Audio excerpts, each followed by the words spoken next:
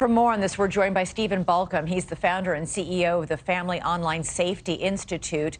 We're also joined by clinical psychologist Dr. Jeff Gardere. Stephen, why are these sextortion cases on the rise? The technology is there. It's easy. Access to kids is relatively easy. And like the Nigerians figured out that they could shame a young man, a teenage boy, into giving them money.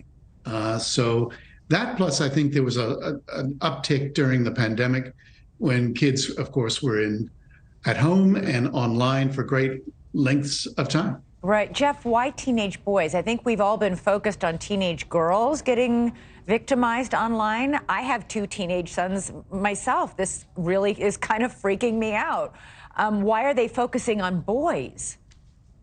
Well, we see that boys tend to be a little bit more immature in growing up versus girls who are of their same age. That's for one. Secondly, we tend to socialize boys to act out physically, sexually with regard to their emerging sexuality. And therefore, this makes them much more vulnerable to scammers. And as your reporter talked about, some of these boys may tend to have access to some of the sites because of who they may be, or because they are males, maybe just a little bit older, may be able to get their hands on websites that they really shouldn't, be on, given their particular age. Yeah, but this is Instagram. I mean, this isn't, they're not out surfing the net looking for porn or anything like that. This is Instagram, and they think they're communicating with a girl, and it's not. It's somebody fishing, or catfishing as it's called,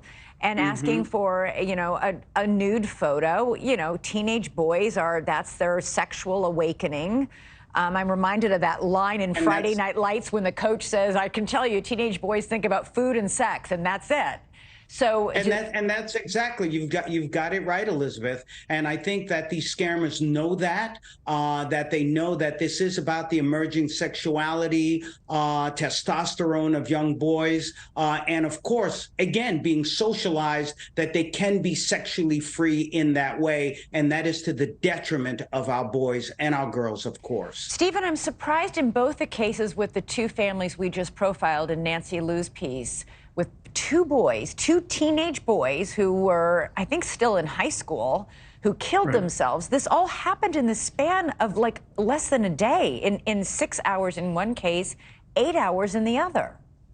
Well, first of all, as a father, my heart goes out to these two families, and it is heartbreaking for them to come to terms with something as shocking as their own child taking their lives. And suicide, by the way, is a very complex and complicated act. Every suicide is different, and there's usually a multitude of reasons, not just one. But this is obviously something that tipped these two boys over the edge. I would just add, and again, one of the mothers said, look, we use the parental controls, we talked with our kids. There's another element here, online safety tools that the kids use themselves. These are the tools that keep them private, that help them block, help them report, stuff that maybe sometimes the parents are even unaware that they have access to. Right. So we really need to educate our young people, boys and girls, to use these online safety tools to empower them to resist these sorts of efforts. Jeff, I know that when any teenager, you have a hard time talking to them sometimes. They don't want to open up. They don't want to talk. I can tell you right now, the last thing my teenage boys want to talk to me about is sex. So what do you do as a parent? And, obviously these people who are doing the sextortion are playing on that. I'm going to embarrass you by sending this picture you just sent me to your mom. Yeah, exactly. So what we know is our boys are not socialized enough, once again, to be able to tap into the sensitivity to, some of the things that may be pressing on their hearts.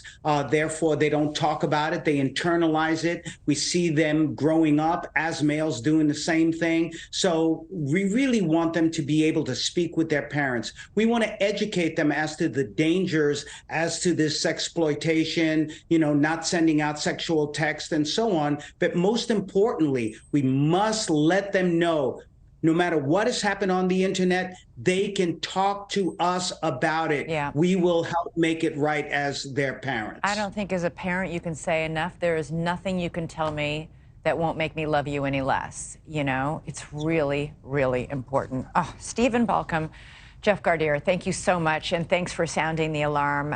Parents really need to take care, and boy, I really feel for those two families. Thanks so much for watching. Go to joinnn.com to find NewsNation on your television provider. And don't forget to click the red subscribe button below to get more of NewsNation's fact-driven, unbiased coverage.